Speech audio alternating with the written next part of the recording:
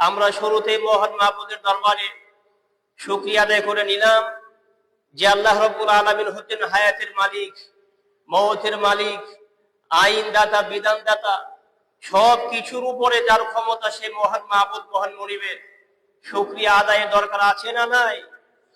সেই কাজটুকু আমরা শুরুতে করতে পেরেছি, এজন্য আবারও পড়ি আলহামদুলিল্লাহ। সম্মানিত উপস্থিতি, সম্মানিত মুসল্লিয়ানে কেরাম, আরবি 12টি মাসের নবম মাস শুরু হয়েছে। নবম মাসের নবম তারিখ শুরু হয়েছে, আলহামদুলিল্লাহ। আজকে নবম রোজা চলছে, ঠিক কিনা বলেন? 9 নম্বর রোজা। আর 12 মাসের আরবি মাসের নবমতম মাস, আলহামদুলিল্লাহ। মাহে রমাদানের দ্বিতীয় জুমা। অনেক দিক থেকেই আজকের এই দিবসটি গুরুত্বপূর্ণ, কম না বেশি? অনেক বেশি, আলহামদুলিল্লাহ। মাহে রমাদানের ফাজাইল, গুরুত্ব ইতিপূর্বেও আলোচনা শুনেছে, সামনে আরো শুনবে। আজকেও আপনাদেরকে শোনার জন্য আহ্বান করছি। সম্মানিত উপস্থিতি, আরবি 12টি মাসের ভিতরে মাহে রমাদান হচ্ছে সবচেয়ে গুরুত্বপূর্ণ, তাৎপর্যমণ্ডিত একটা মাস, ঠিক কিনা বলেন? এই মাস যখন শুরু হয়, আল্লাহ রাব্বুল আলামিন জান্নাতের প্রত্যেকটা দরজাকে খুলে দেন, সুবহানাল্লাহ। জান্নাতের, জাহান্নামের প্রত্যেকটা দরজাকে বন্ধ করে দেন। আর দুষ্ট শয়তানদেরকে শিকলের মাধ্যমে বেঁধে রাখেন, যেন ধোঁকা দিতে না পারে। তাহলে এ মাসে গুরুত্ব কম না বেশি? ফজিলত কম না বেশি? অনেক বেশি, আলহামদুলিল্লাহ। যাই হোক, আমরা ভূমিকাতে খুব বেশি সময় না নিয়ে আমরা আজকের জুমার আলোচনার মাধ্যমে আমরা জানবো, যেহেতু মাহে রমাদান কেবল শুরু, 1 সপ্তাহ মাত্র হয়েছে, আরো দীর্ঘ অনেক সময় আমাদের সামনে আছে এ মাসে।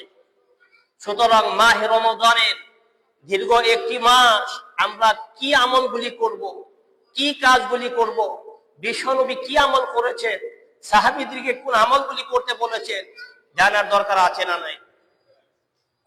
তো আজকের আলোচনার মাধ্যমে আমরা জানবো যে মাহে রমাদানে আমাদের করণীয় বিষয়গুলি কি, বা রমজান মাস আমি আপনি কিভাবে কাটাবো, জানার দরকার আছে না নাই?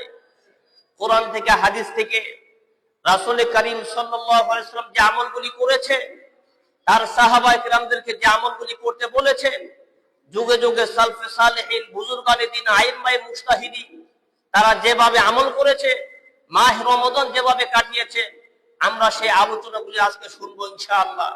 ওয়া তাওফীক ইল্লা বিল্লাহ, আলাইহি তাওয়াক্কালতু ওয়া ইলাইহি উনীব। আমি পয়েন্ট আকারে কথাগুলো বলবো, আপনারা মনোযোগ সহকারে শুনবেন এবং মনে রাখবেন। পারবেন তো ইনশাআল্লাহ? প্রথমেই আমরা শুনে নিব এবং বলে নিব যে মাহে রমাদানের জন্য প্রস্তুতি গ্রহণ করা। কি গ্রহণ করা ভাই? প্রস্তুতি গ্রহণ করা। এ মাসের সিয়াম সাধনার জন্য সার্বিক প্রস্তুতি গ্রহণ করা। রাসূল করিম সাল্লাল্লাহু আলাইহি ওয়াসাল্লাম মাহে রমাদান শুরু হওয়ার আগের মাস শাবান মাস। কি মাস?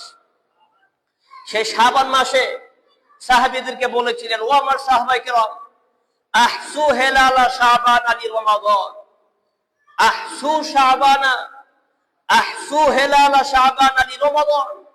মাহে রমাদানের প্রস্তুতির জন্য, সিয়াম সাধনার জন্য শাবান মাসের চাঁদের হিসাব তোমরা করো।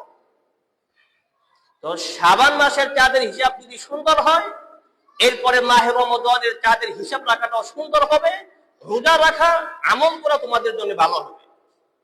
তো এই সার্বিক প্রস্তুতি আমরা তো ইতিমধ্যে নিয়ে ফেলেছি, আলহামদুলিল্লাহ। এরপরে 2 নম্বর পয়েন্টে রমজানের রোজা রাখা। কি রাখা ভাই? রমজানের রোজা রাখা। যে রোজা রাখার মাধ্যমে আজকে আমরা মসজিদ জুমার নামাজ পড়তে এসেছি। এখানে আমার সামনে যারা বসা আছে, কিছু পোলাপানের কথা যদি বাদ দেই, বাকি সবাই তো আমরা রোজাদার, আলহামদুলিল্লাহ। কি বলে? তাহলে 2 নম্বর পয়েন্টের কথা হচ্ছে এ মাসে কি করতে হবে ভাই? রোজা রাখতে হবে। রোজা কিভাবে রাখে? সেই সকাল থেকে নিয়ে সুবহে সাদেক থেকে নিয়ে সূর্যাস্ত পর্যন্ত সব ধরনের খাবার পানীয় জাতকে বর্জন করতে হবে। বৈধ স্ত্রীর সাথে মিলামিশাও করা যাবে না। তো এভাবে এর মাধ্যমে সিয়াম সাধনা করতে হবে। আর এই সিয়াম সাধনা হচ্ছে ইসলামের মূল 5টি স্তম্ভের অন্যতম একটি স্তম্ভ, ঠিক কিনা? যে বিষয়ে আল্লাহ রাব্বুল আলামিন মহাগ্রন্থ আল কোরআনের সূরা বাকারার 183 নম্বর আয়াতের ভিতরে উল্লেখ করেছেন, ইয়া আইয়ুহাল্লাযীনা আমানু কুতিবা আলাইকুমুস সিয়ামু কামা কুতিবা আলাল্লাযীনা মিন ক্বাবলিকুম লাআল্লাকুম তাত্তাকুন। এই আয়াতের মাধ্যমে আল্লাহ রাব্বুল আলামিন প্রত্যেকটা ঈমানদার মুসলমানদের জন্য বছরে একবার মাহে রমাদানের ভিতরে সিয়াম সাধনাকে ফরজ করেছেন। সুবহানাল্লাহ। আরেকটি আয়াতের মধ্যে আল্লাহ রাব্বুল আলামিন বলেছেন, ফামান শাহিদা মিনকুমুশ শাহরা ফালিয়াসুম। তোমাদের মধ্যে যারা এই মাসটা পাবে তারা যেন অবশ্যই রোজা রাখে। তাহলে রোজা না রাখার কোনো বিধান আসেনি ভাই? সুস্থ সাবালক ভালো মানুষ এদের জন্য রোজা তরক করার কোনো সিস্টেম দেখেন। তিরমিজি শরীফের হাদিস, আল্লাহ রাসূল সাল্লাল্লাহু আলাইহি ওয়াসাল্লাম কত ধমক দিয়ে আমাদেরকে বলেছেন, একটা রোজা যারা তরক করবে, ইচ্ছাকৃতভাবে একটা রোজা যারা ভঙ্গ করবে, আর এই একটা রোজার কাফারার জন্য আজীবনও যদি সে রোজা রাখে, একটা রোজার হক সে আদায় করতে পারবে না। মান আফতারা ইয়াওমান মিন রমাদান মিন গায়রি রুকসাতিন ওয়ালা মারজিন লাম ইয়াকজিহি সাওমুদ দাহরি কুল্লিহি ওয়া ইন সামাহু। বিশ্বনবী বলেন, মাহে রমাদানের একটা রোজা যদি কেউ ইচ্ছাকৃতভাবে তরক করে, কোনো অসুস্থতার কারণে নয়, সফরজনিত কারণে নয়, ইচ্ছাকৃতভাবে কেউ যদি ভঙ্গ করে, বিশ্বনবী বলেন পরবর্তীতে একটা রোজা কাজার জন্য, একটা রোজার কাফারার জন্য পরের আজীবনও যদি সে রোজা রাখে, তবু মাহে রমাদানের একটা রোজার হক সে আদায় করতে পারবে না। পারবে না। তাহলে মাহে রমাদানের ভিতরে রোজা ছেড়ে দেওয়ার কোনো সুযোগ ইসলামের ভিতরে নাই। অসুস্থতা, সফরজনিত বা বাচ্চাদের বয়স্ক বা মহিলাদের অসুস্থতার কারণে সেটা তো ভিন্ন বিষয়, কিন্তু এই সমস্ত কোনো সমস্যা না থাকলে আপনার রোজা তলব করার কোনো সুযোগ আপনাকে ইসলাম দেওয়া হয় নাই। সুতরাং এই রোজা তো আমরা রাখতেছি, আলহামদুলিল্লাহ, বলি আলহামদুলিল্লাহ। এ মাহে রমাদানের সিয়াম সাধনা যারা করবে তাদের 6টি বৈশিষ্ট্যের কথা হাদিসে আসছে। কয়টি ভাই? আমি সংক্ষেপে বলবো, সময় তো খুব বেশি পাবো না। নাম্বার 1, খালুফু ফামিস সাইবি আতিয়াবু ইনদাল্লাহি মির রিহিল মিস্ক। বিশ্বনবী বলে, মাহে রমাদানের ভিতরে সিয়াম সাধনা যারা করবে, সিয়াম সাধনা করার মাধ্যমে তাদের মুখে যে দুর্গন্ধ তৈরি হয়, এই মুখের দুর্গন্ধ আল্লাহর কাছে মেশক আম্বরের চেয়ে বেশি প্রিয়।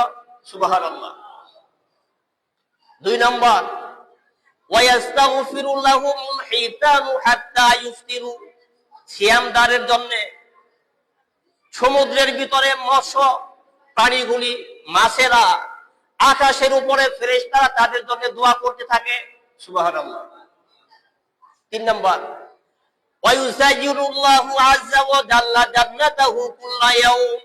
প্রত্যেকটা দিন আল্লাহ রাব্বুল আলামিন সিয়ামদারের জন্য জান্নাতকে সুসজ্জিত করতে থাকেন।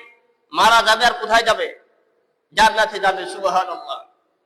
বুখারীর বর্ণনা, ফিল জান্নাতি সামানিয়াতু আবওয়াব মিনহা বাবুন আর-রায়্যান লা ইয়াদখুলুহু ইল্লা সাইমুন।